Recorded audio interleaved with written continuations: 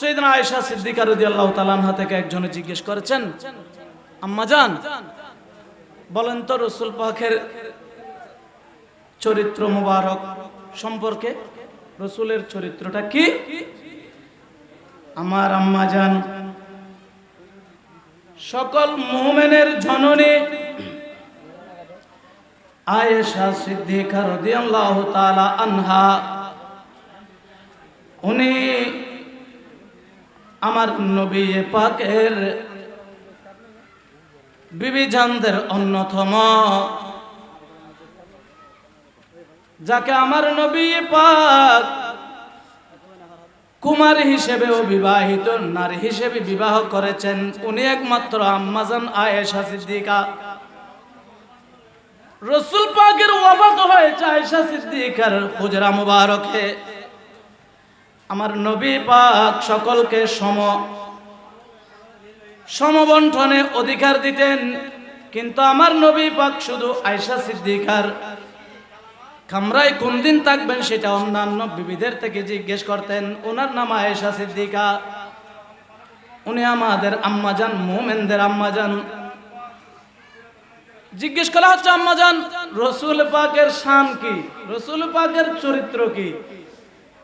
আম্মাজান আয়েশা সিদ্দিকা রাদিয়াল্লাহু তাআলা আনহা বলেছিলেন, আমি নবীর শান কি বলবো, নবীর শান হচ্ছে পুরো কুরআন। জোরে বলেন, রাসূলের শান হচ্ছে পুরো কুরআন।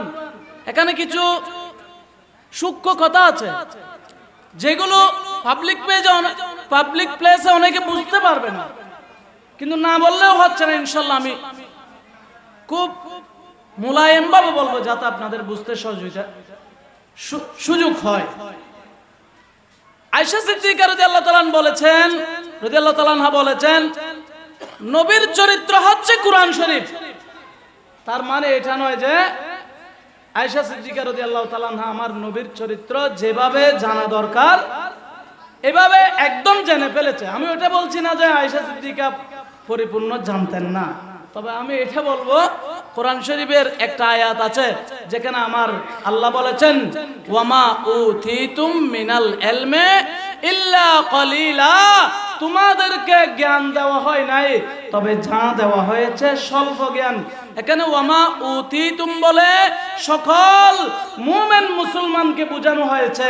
তার মানে কেউ সিদ্দিক আকবর হয়েছে উনি উনার মতো করে বুঝেছে, কেউ ফারুক আজম হয়েছে উনি উনার মতো করে বুঝেছে, কেউ সৈয়দনা হযরত উসমান গনি হয়েছে উনি উনার মতো করে বুঝেছে, কেউ সৈয়দনা ইমামে হযরত বুখারী হয়েছে উনি উনার মতো করে বুঝেছে, আবু হুরায়রার মতো বুঝেছে, গৌসে পাক উনার মতো বুঝেছে, গরিব নওয়াজ খাজা বাহাউদ্দিন নকশবন্দ, ইমামে রব্বানি, মুজাদ্দিদ মুনাব্বার আল-ফসানি, কাইয়ুম হাকিকত, মুজাদ্দিদ মিয়াত, আবু মুহাম্মদ জওহাদুর রহিম নকশবন্দি মুজাদ্দিদি, পীর আলমগীর সাহেব শরীয়ত খাজা সাইফুল্লাহ শাহ সাহেব কবলা রাদিয়াল্লাহু তাআলা, হুজুর গৌসুল আজম মেজবান্ডারি শাহ শ্রীকুট খাজা আব্দুর রহমান চৌরবি, উনাদের মতো করে বুঝেছে, কিন্তু উনাদেরকে যতটুকু ইলম দিয়েছে সেই অনুযায়ী বুঝেছে।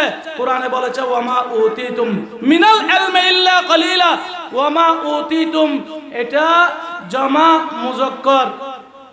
মুযাক্কারের সিগা, এটা এখানে বলেছে তাদেরকে ততটুকু ইলম দেওয়া হয়েছে, দেওয়া হয় নাই ইলম ইল্লা কলিলা, খুব স্বল্প। এখানে সবার ইলমকে আল্লাহ খলিল বলেছে। এখানে যত ওলি আছে, আব্দুল আসফি আছে, আউলিয়া আছে, মুজতাহিদ আছে, সবাই সবার জায়গায় সূর্যের মতো, কিন্তু এটা আমার আল্লাহ উনাদের শান ব্যবহার করেছে, ওয়ামা উতিতুম মিনাল ইলমি ইল্লা কলিলা। সমস্ত সৃষ্টি জগৎকে আল্লাহ ইলম দিয়েছে কলিল, আর আমার নবীকে বানিয়েছে ইন্নাকা লালা খুলুকিন আযীম। আরেক জায়গায় বলেছে ওয়াল্লামাকা মা লাম তাকুন তাআলাম ওয়া কানা ফাদলুল্লাহি আলাইকা আযীমা। আল্লাহ সমস্ত সৃষ্টির জন্য কলিল ব্যবহার করেছে, আর আমার নবীর জন্য আযীম ব্যবহার করেছে, মহা ব্যবহার করেছে। আল্লাহ যেখানে নবীকে মহা বলেছে সেখানে নবীর শান মানের সীমারেখা আমাদের দ্বারা নির্ধারিত করা সম্ভবপর হবে না। বলি সুবহানাল্লাহ। বলেছে রাদিয়াল্লাহু তাআলা আনহা বলেছেন নবীর চরিত্র কোরআন শরীফ। তার মানে এটা নয় যে আয়েশা সিদ্দিকা রাদিয়াল্লাহু তাআলা আনহা একদম এমন ভাবে বুঝেছে রাসূল পাকের হাকিকত যেভাবে ছিল, বরং আল্লাহ বলছেন ওয়ামা উতিতুম মিনাল ইলমি ইল্লা কলিলা, তোমাদেরকে ওই ইলম দেওয়া হয়নি যা দেওয়া হয়েছে কলিল। আর আমার নবী তো ইন্নাকা লাআলা খুলুকিন আযীম ওয়া আল্লামাকা মা লাম তাকুন তাআলাম ওয়া কানা ফাদলুল্লাহি আলাইকা আযীমা। আল্লাহ কুরআনের বিভিন্ন জায়গায় আমার নবীকে আযীম বলেছে, আর আমরা হচ্ছি কলিল, নবী হচ্ছে আযীম।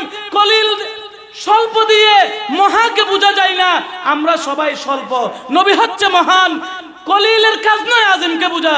সেজন্য এক শায়ের সুন্দর করে বলেছে খোদা কি আযমতে ক্যা হ্যায় মুহাম্মদ মুস্তাফা জানে মামে মুস্তাফা ক্যা হ্যায় মুহাম্মদ কা খুদা জানে।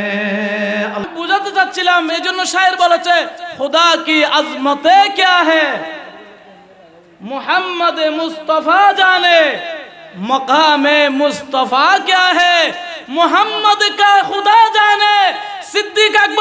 সিদ্দিক আকবরের মতে করে বুঝেছে আল্লাহ উনাকে যতটুকু ইলম দিয়েছে, ফারুক আজম ততটুকু বুঝেছে যতটুকু আল্লাহ উনাকে ইলম দিয়েছে, সৃষ্টি জগৎ ততটুকু বুঝেছে যতটুকু উনাদেরকে ইলম দেওয়া হয়েছে।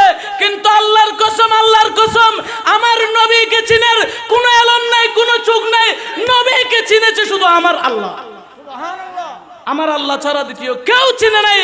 এজন্য শায়ের বলেছে খুদা কি আজমতে ক্যা হে মুহাম্মদ মুস্তাফা জানে মকামে মুস্তাফা ক্যা হে মুহাম্মদ কা খুদা জানে।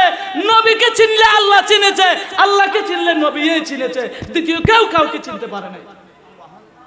বলছিলাম আজ সুন্নি কনফারেন্স থেকে রাসূল পাকের শান মান শুনুন। ওলামা এবার হক আসবে, ওনাদের জবান থেকে শুনুন আমার নবীর পাকের ইজ্জত।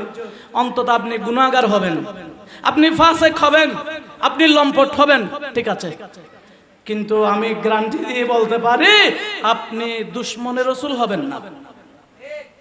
আপনি ইবাদতে কম হতে পারে, আমলে কম হতে পারে, কিন্তু এতটুকু বলবো আপনার ঈমান হরণ হবে না। আর বড় বড় সম্মেলনের নাম দিয়ে, বড় বড় ভাইরাল নামে, ভাইরাল বক্তা দিয়ে মাহফিল করিয়ে লক্ষ লক্ষ মানুষের সামনে আমার নবী পাকের ইজ্জতের উপর হামলা করা হচ্ছে, আমার নবী পাকের বিবিজানদের উপর হামলা করা হচ্ছে। কখনো বলা হচ্ছে ভার্জিন ছিলেন, কখনো আনইনটেক ছিলেন, কখনো আয়েশা হযরত খাদিজাতুল কুবরা এক ওয়াক্ত নামাজও পড়ে নাই। কতক্ষণ রাসূল পাকের শান ও আজমতে, কতক্ষণ আম্মা জানদের শান ও আজমতে, কতক্ষণ বরহক আউলিয়ায়ে কেরামদের শান ও আজমতে। এগুলো সম্মেলন নয়, এগুলো ইসলাম নয়, এগুলো ফিসালাম। ইসলামের সাথে তাদের কোনো সম্পর্ক নাই। যদি সম্পর্ক থাকে ইসলামের সাথে, সেগুলো সুন্নিদের সাথেই আছে।